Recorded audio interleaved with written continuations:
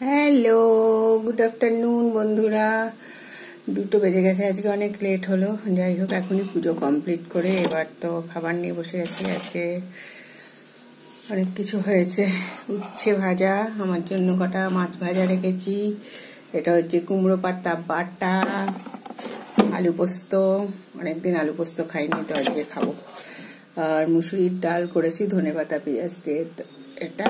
আর আছে একটু মাছ, কাতলা মাছ। তো যাই হোক, এবার হচ্ছে খাওয়াটা শুরু করব। প্রথমে পাতা বাটা খাই।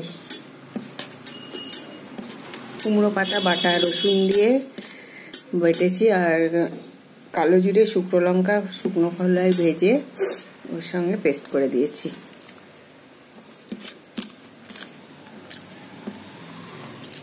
চিংড়ি মাছ দিয়েও করা যায়, চিংড়ি মাছ দিয়েও ভালো লাগে। তো এটা যাই হোক নিরামিষ করেছি।